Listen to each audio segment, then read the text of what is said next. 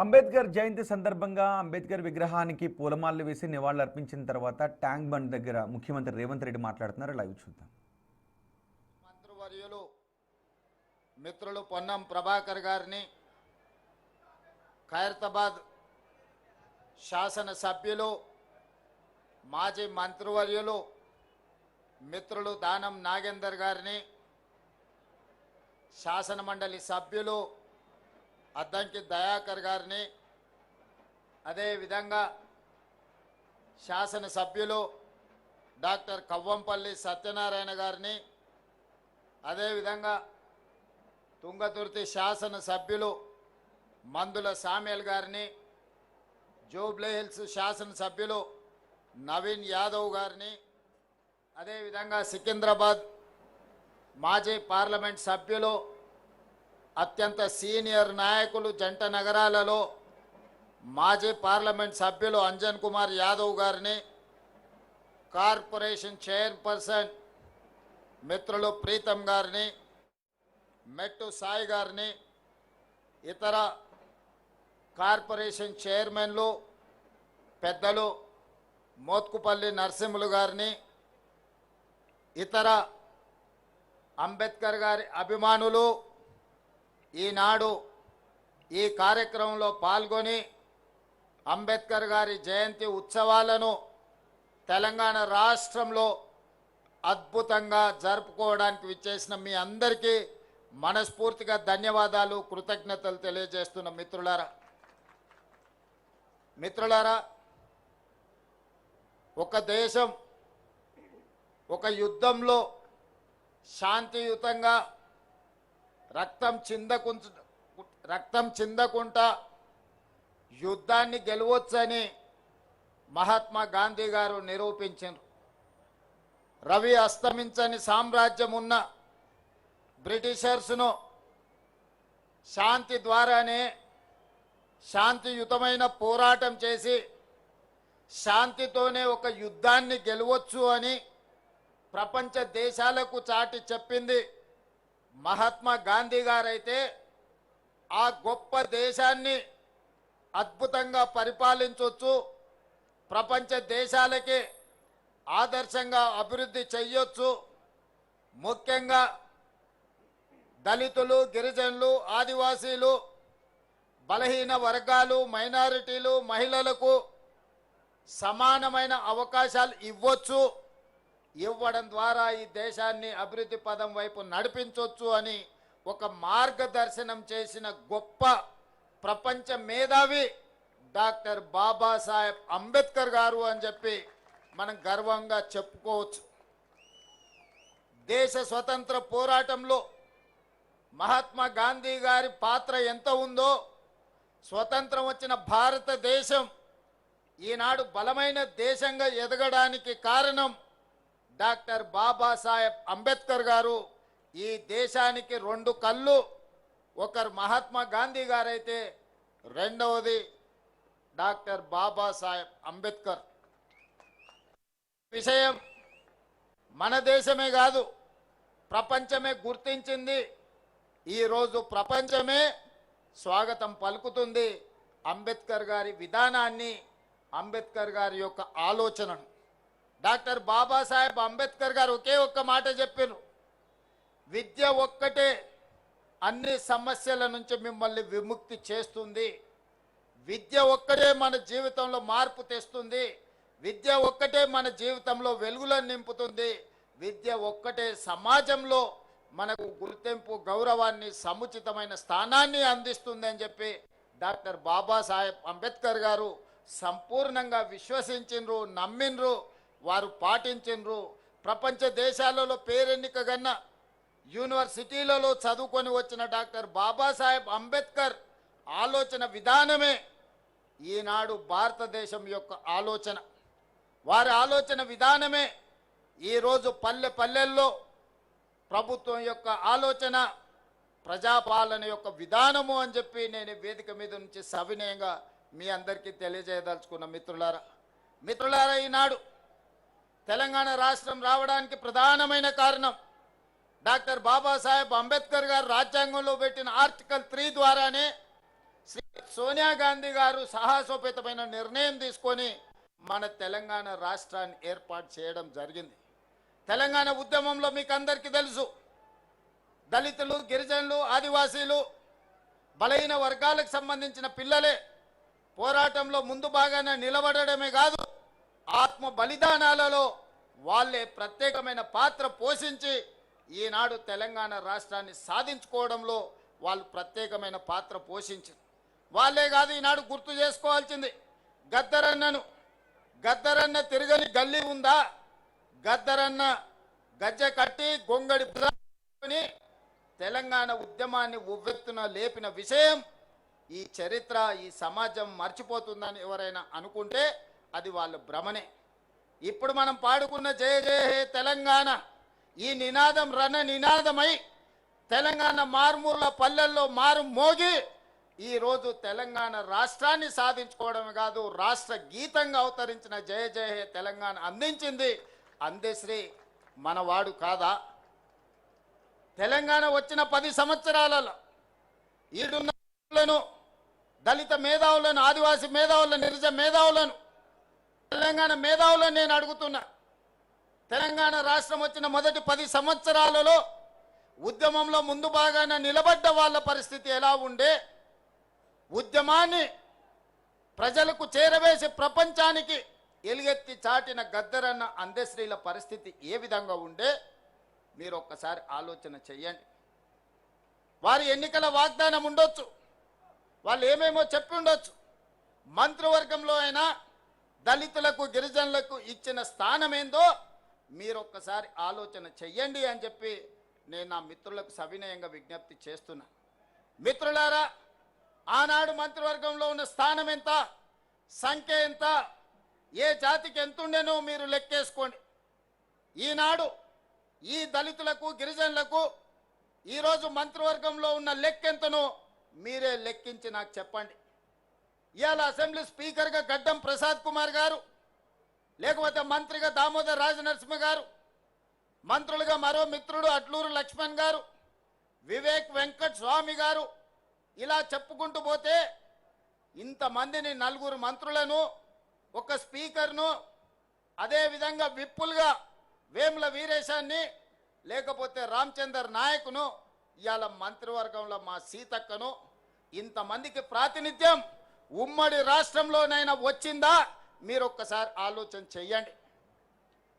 ఇవాళ మిత్రులారా, బట్టి విక్రమార్క గారు మా మిత్రుడు, ఉప ముఖ్యమంత్రిగా సమర్థవంతంగా ఈనాడు పని చేస్తున్నాడు. సిఎల్పి లీడర్గా ఉంటే ఓర్వలేక హోదా తగ్గించి ఆయనను అవమానించే విధంగా అవమానకరంగా సిఎల్పి నాయకుడిగా తొలగించుకున్న చరిత్ర కళ్ళ ముందలనే ఉంది కదా. వారు బడ్జెట్ పెడితే ఆ బడ్జెట్ను అవమానించే విధంగా ఇవాళ మాట్లాడుతున్న వాళ్ళని చూస్తున్నాం కదా. అంటే ఒక దళిత బిడ్డ ఆర్థిక మంత్రిగా ఉండకూడదా?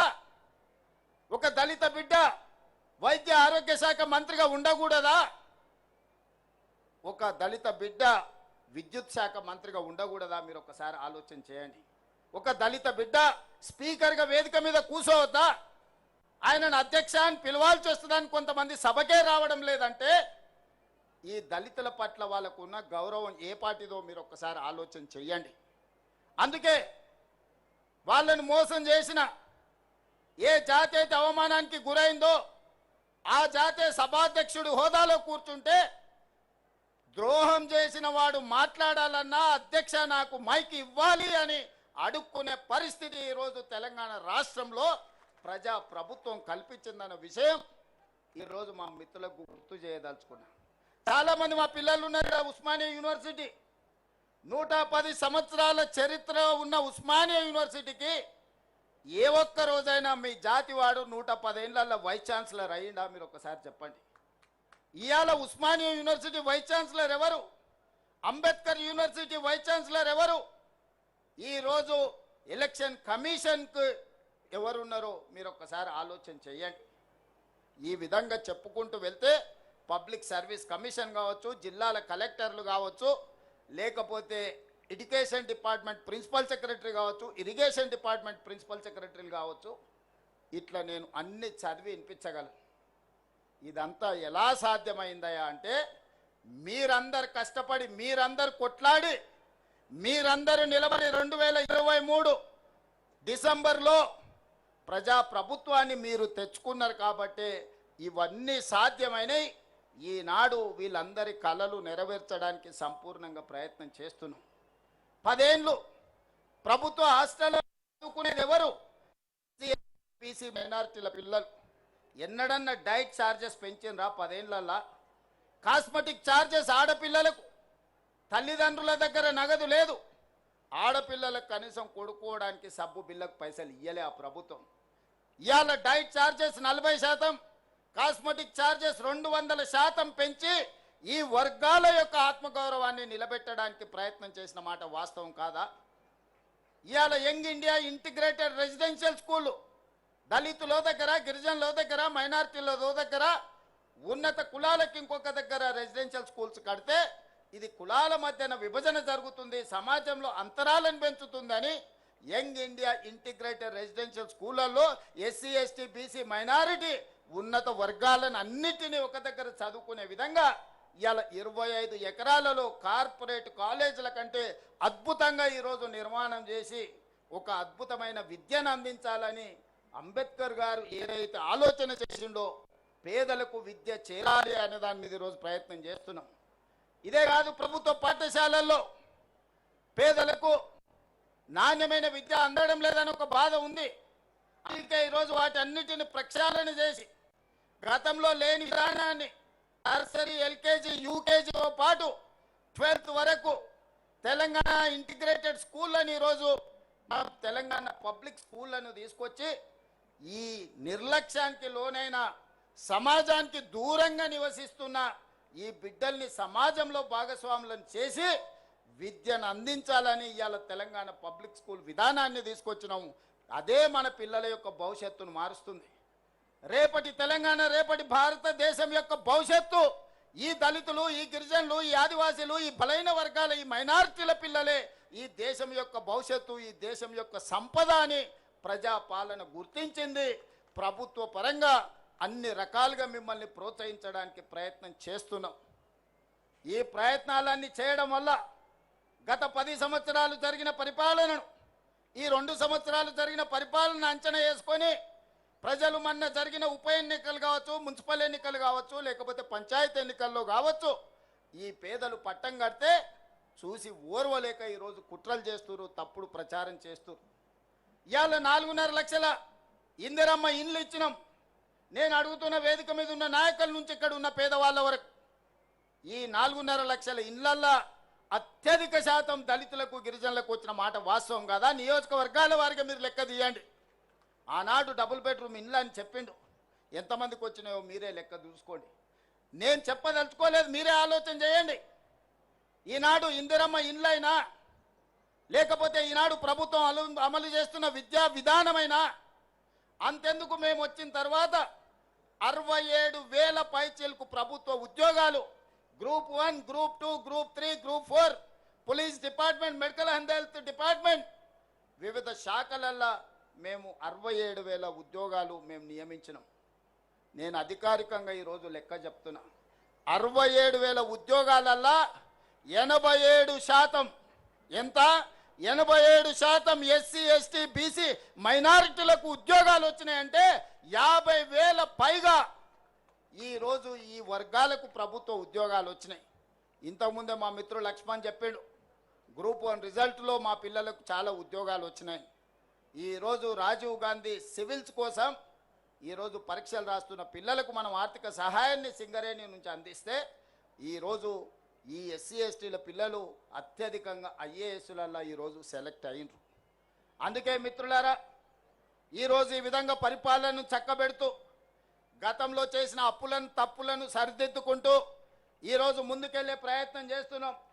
పనిలో భాగంగా నిరంతరం మేము పనిచేస్తుంటే కొంతమంది వెనకాల నుంచి కుట్రలు చేస్తున్నారు, గోతులు దవ్వుతున్నారు.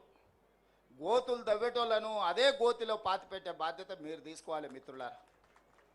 ముందల నేను చూసుకుంటా, వెనకంగా ఎవడైతే గోతి దవ్వుతాడో వాళ్ళ సంగతి మీరు చూసుకోవాలి. మా నరసింహులన్న చెప్పాడు, మేము ఉంటామా నీకెందుకు, నువ్వు నడుపు అని. మరి మా నరసింహులన్న మాట మీద వెనకంగా గోతులు దొవ్వేటోళ్ళను నక్క చిత్తులను నల్లి కుట్లోళ్ళను మీరే ఏదో ఒకటి చెయ్యాలి. మీరు చేయకపోతే నష్టం జరుగుద్ది.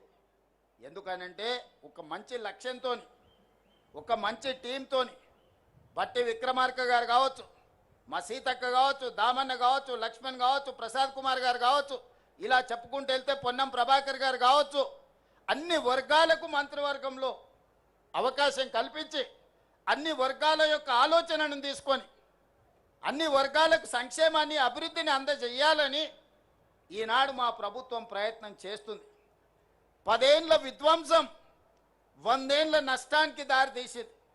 దాన్ని ఇవాళ సరిదిద్దుకుంటూ చక్కదిద్దుకుంటూ ఆనాడు చేసిన అప్పులను చెల్లించుకుంటూ తప్పులను సవరించుకుంటూ ఈనాడు పరిపాలన జరుగుతుంది. మీ అందరికీ తెలుసు 10 ఏళ్లలో ఆ గొప్ప గొప్ప ఉపన్యాసాలు ఇచ్చే నాయకులు ఎన్నిసార్లు అంబేద్కర్ గారి జయంతికో వర్ధంతికో హాజరైనరో మీరే లెక్కేసుకోండి. ఇంతకంటే లెక్క అవసరం లేదు, ఇంకా వేరే లెక్క అవసరం లేదు. ఇది ఒక్క లెక్క చూసుకోండి, మీ పట్ల వాళ్ళకున్న అభిమానం ఏందో, ఆలోచన ఏందో. అందుకే మిత్రులారా, ఈ ప్రభుత్వం మనది. ఇది ప్రజల కోసం అందిస్తున్న ప్రజాపాలన. ఈ ప్రజాపాలనను కాపాడుకునే బాధ్యత మనది, ప్రజాస్వామ్యాన్ని కాపాడుకునే బాధ్యత మనది. అందుకే ఇవాళ కేంద్ర ప్రభుత్వం మహిళా రిజర్వేషన్ల గురించి, నియోజకవర్గాల పునర్విభజన గురించి, సీట్ల పెంపు గురించి కలగాపులగం చేసి మాట్లాడుతున్నారు. మహిళలకు మీరేం చేసిందని మమ్మల్ని సవాల్ విసురుతున్నారు. నేను ఒక్క మాట చెప్పదలుచుకున్నా.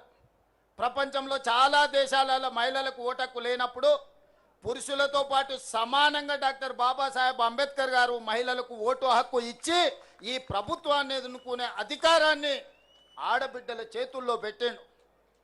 మహిళలకు మన దేశంలో పురుషులతో సమానంగా డాక్టర్ బాబాసాహెబ్ అంబేద్కర్ గారు ఓటు హక్కు ఇచ్చే వరకు చాలా దేశాలలో మహిళలకు ఓటు హక్కు లేదు. మహిళలు బయటికి వచ్చి బహిరంగంగా తిరిగే పరిస్థితి లేని రోజులు. ఆ రోజుల్లోనే డాక్టర్ బాబాసాహెబ్ అంబేద్కర్ గారు మహిళలకు ఓటు హక్కు ఇచ్చి సమానమైన అవకాశాలను పురుషులతో పాటు సమానంగా సమానమైన విలువ ఆధారిత ఓటు హక్కునిచ్చిండు. ఆ తర్వాత పంచాయతీరాజ్ కావచ్చు, మున్సిపల్లో కావచ్చు, మహిళలకు రిజర్వేషన్లు రాజీవ్ గాంధీ గారు అందించారు.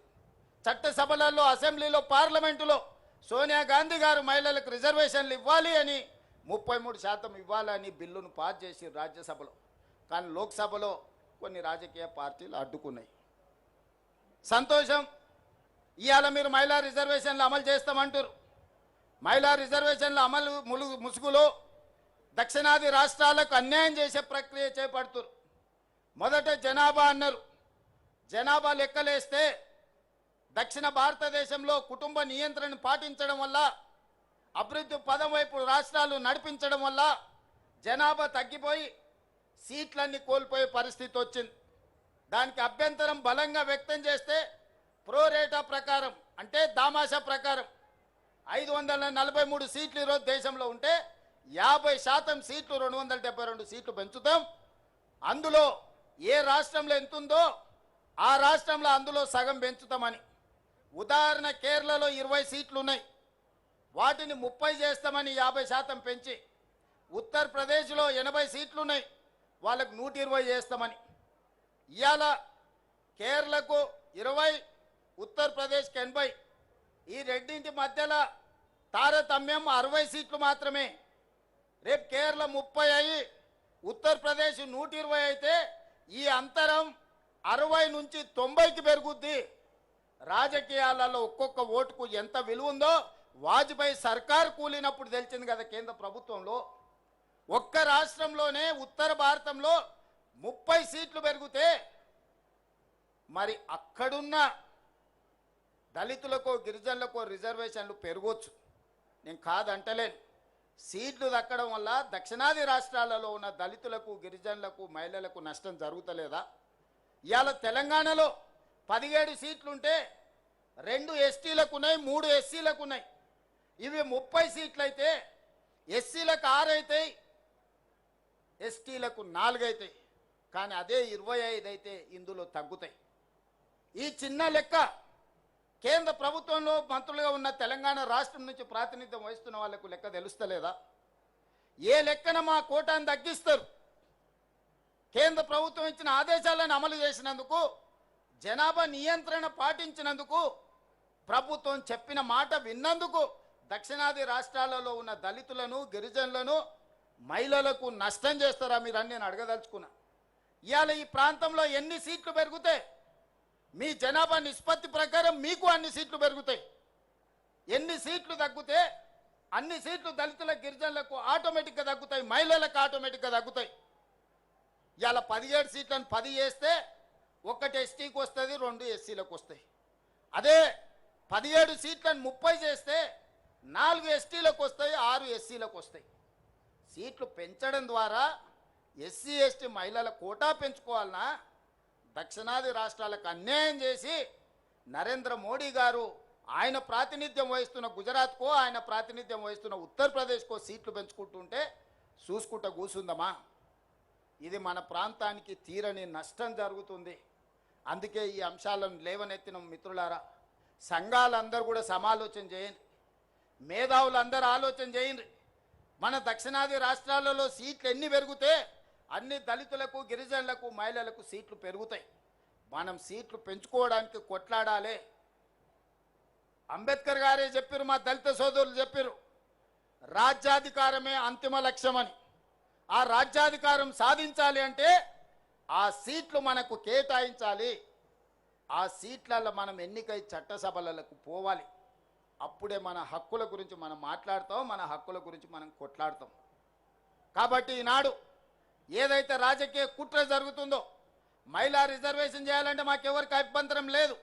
543లో 33%, 181 సీట్లు ఎల్లుండి పొద్దున్నే మహిళలకు పార్లమెంట్లో రిజర్వేషన్ ఇయ్యండి.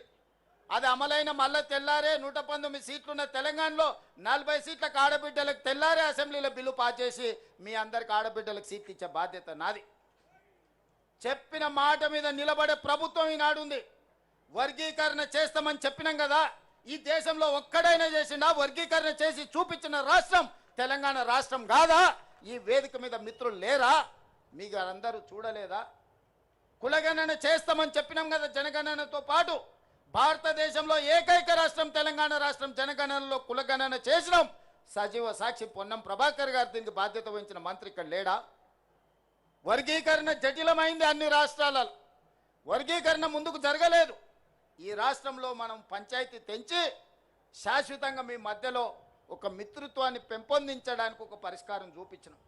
తాత్కాలికంగా కొంత బాధ ఉన్నా దీర్ఘకాలికంగా మీ మధ్యలో భిన్నాభిప్రాయాలు లేని పరిస్థితిని ఈరోజు మనం కల్పించుకున్నాం. జనగణనలో కూడా కులగణన చేసి బలహీన వర్గాల లెక్క తేల్చిన ఇవాళ 56.33% తెలంగాణ రాష్ట్రంలో బలహీన వర్గాలు నేను లెక్క తేల్చిన ఏకైక రాష్ట్రం తెలంగాణ రాష్ట్రం. అందుకే మిత్రులారా, మంచి పనికి మా ప్రభుత్వం ముందలుంటుంది. మంచి పనికి మీరు ఎప్పుడు పిలిచినా వచ్చే బాధ్యత నాది. ఈరోజు మిమ్మల్ని అందరినీ మనమందరం కలిసి ఎదుగుదాం. నేనొక్కనేదో అయితే ఈ సమాజానికి సరిపోదు. నాతో పాటు మీరందరూ సమానంగా, నాకో పక్కన లక్ష్మణ్, ఇంకో పక్కన సీతక్క, ఇంకో పక్కన కవంపల్లి సత్యనారాయణ, ఆ పక్కన అద్దంకి దయాకర్ కూర్చున్నప్పుడే నాకు గౌరవం పెరుగుతుంది, ఆ కుర్చీకి గౌరవం పెరుగుతుంది. సమాజంలో మీకందరికీ నమ్మకం, విశ్వాసం వస్తుంది ఈ ప్రభుత్వాల మీద. ఆ తాపత్రయంతోనే, ఆలోచనతోనే ఈనాడు మా ప్రభుత్వం పనిచేస్తుంది. ఈ ప్రభుత్వం మీది. మీ ప్రభుత్వాన్ని కాపాడుకునే బాధ్యత కూడా మీదే. కాపాడుకున్న ప్రభుత్వాన్ని నిలబెట్టి పరిపాలన కొనసాగించాల్సిన బాధ్యత మీదే అని గుర్తు చేస్తూ మరొక్కసారి అంబేద్కర్ గారి జయంతి సందర్భంగా మీకు అందరికీ శుభాకాంక్షలు తెలియజేస్తూ సెలవు తీసుకుంటున్న మిత్రులారా, ధన్యవాదాలు.